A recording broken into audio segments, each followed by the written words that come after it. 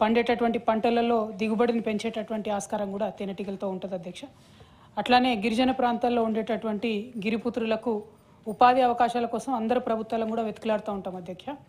అదేవిధంగా మైదాన ప్రాంతాలలో ఇప్పుడు వికారాబాద్ లాంటి ఏరియాలో ఎక్కడైతే సన్ఫ్లవర్, ఓమ ఇవన్నీ పండిస్తారో వాటిలో ఇంటర్లేసింగ్ క్రాప్ కూడా హనీబీస్ని పెంచేటటువంటి ఆస్కారం ఉంటుంది అధ్యక్ష. ఉమ్మడి ఆంధ్రప్రదేశ్లో ఉన్నప్పుడు తెలంగాణ ప్రాంతం వివక్షకు గురై మరి ఇక్కడ హనీబీ కాలనీస్ 0 ఉండే అధ్యక్ష, కేవలం 0 ఎక్కడ లేకుండే. వాటిని తెలంగాణ రాష్ట్రంలో మనము కష్టపడి 15,000 కాలనీలకు పెంచుకోవడం జరిగింది అధ్యక్ష.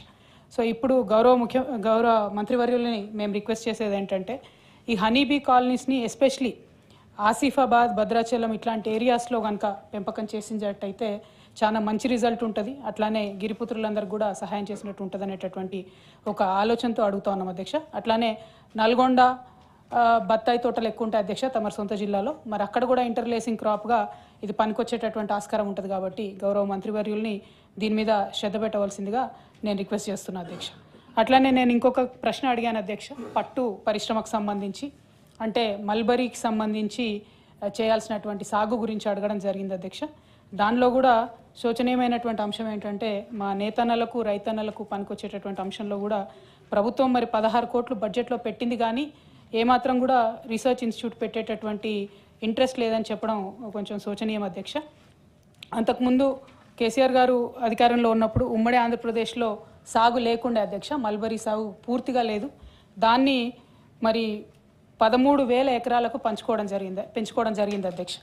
అట్లానే మనము జగిత్యాలో గౌరవ పెద్దలు జీవన్ రెడ్డి గారు మేమందరం కూడా కలిసి కొంతమంది యువ రైతుల్ని మరి ప్రోత్సహించి మల్బరీ సాగు అక్కడ కూడా ప్రయత్నం చేసినాం అధ్యక్ష.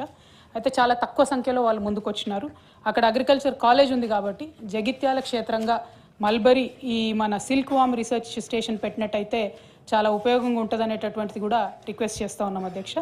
గౌరవ మంత్రివర్యులు దృష్టికి తీసుకురావాల్సినటువంటి మరొక ముఖ్యమైనటువంటి అంశం ఏంటంటే ఇప్పుడు ఈ సెరికల్చర్ డిపార్ట్మెంట్లో అధ్యక్ష 650 వరకు అలాటెడ్ జాబ్స్ ఉన్నాయి అధ్యక్ష.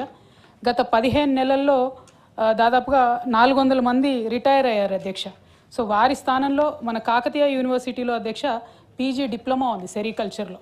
అక్కడ ఉన్నటువంటి పిల్లలకి ఉద్యోగాలు ఇవ్వాల్సిందిగా కోరుతా ఉన్నాం అధ్యక్ష. వాళ్ళు కూడా ధర్నాలు, దీక్షలు చేసేటటువంటి పరిస్థితిలో ఉన్నారు కాబట్టి ఈ కాకతీయ యూనివర్సిటీలో ఉన్నటువంటి పిల్లలకు ఇది ఇవ్వాలని కోరుతా ఉన్నాం అధ్యక్ష. అట్లానే ఇంకొక తమ దృష్టికి తీసుకురావాల్సింది రీలింగ్ ఇండస్ట్రీ అని ఉంటుంది అధ్యక్ష. ఆ రీలింగ్ ఇండస్ట్రీలో నుంచి మనము పట్టు తీసుకోవడం జరుగుతుంది అధ్యక్ష. మీ అందరికీ తెలుసు పోచంపల్లి, ఇక్కత్తు, గద్వాలు, నారాయణపేట వీటన్నిటికీ కూడా మనకు జిఐ ట్యాగ్ ఉంది అధ్యక్ష. ఆ జిఐ ట్యాగ్ ఉన్నటువంటి ఈ చోటంతటి కూడా మనం బెంగళూరు నుంచి మరి పట్టును ఇంపోర్ట్ చేసుకుంటా ఉన్నాం అధ్యక్ష. దానివల్ల పట్టు చీరలు నేసేటటువంటి నేతన్నలకు కూడా అదనపు భారం పడుతూ ఉంది అధ్యక్ష. మేము కేసీఆర్ గారి హయాంలో ప్రతి పట్టుగుళ్ళకి 75 రూపాయల చొప్పున వరుసగా డబ్బులు ఇచ్చుకుంటూ వచ్చాం అధ్యక్ష. తమరు వచ్చినటువంటి సంవత్సర కాలంలో 8 కోట్ల రూపాయలు నేతన్నలకు బాకీ పడ్డారు అధ్యక్ష. ఆ బకాయిలను కూడా త్వరగా రిలీజ్ చేయవలసిందిగా కోరుతా ఉన్నాం అధ్యక్ష. అదేవిధంగా గౌరవ మంత్రివర్యుల దృష్టికి తీసుకొచ్చేది ఏంటంటే ఎన్నడూ లేని విధంగా కేంద్ర ప్రభుత్వం GSTని విధించింది అధ్యక్ష చేనేత వస్త్రాల మీద. దాన్ని మేము మ్యాచింగ్ గ్రాంట్ ఇస్తాము, మా రాష్ట్ర ప్రభుత్వం నుంచి GSTని చేనేత మీద మాఫీ చేస్తామని చెప్పారు అధ్యక్ష. మరి గత సంవత్సర కాలంలో ఆ ప్రపోజల్ని ఏం చేశారు? ఈ సంవత్సర కాలంగా మరి నేతన్నలు కట్టినటువంటి GSTకి రాష్ట్ర ప్రభుత్వము మళ్ళా రియంబర్స్మెంట్ ఇస్తుందా ఏంటి అన్నటువంటి అంశాలని కూడా చెప్పవలసిందిగా నేను కోరుతా ఉన్నాను అధ్యక్ష. Honourable minister. అధ్యక్ష, ప్రశ్న కేవలం పరిశోధనా కేంద్రాలు స్థాపిస్తారా ప్రభుత్వం యొక్క ఆలోచన చెప్పమన్నారు. పరిశోధనా కేంద్రాలు ప్రభుత్వ పరిశీలనలు లేదని చెప్పాను. ఇప్పుడు మేడం గారు చెప్పినటువంటి పట్టు పరిశ్రమకు సంబంధించినటువంటి రాష్ట్ర ప్రణాళిక కానీ తేనెటీగల పెంపకానికి సంబంధించినటువంటి రాష్ట్ర ప్రభుత్వం యొక్క ప్రణాళిక అమలు నా దగ్గర ఇన్ఫర్మేషన్ ఉంది అధ్యక్ష, మీ ద్వారా సభ్యురాలికి పంపిస్తాను. మీరు ఏమన్నా ఉందమ్మా వాణి గారు? థ్యాంక్ యూ అధ్యక్ష గారు.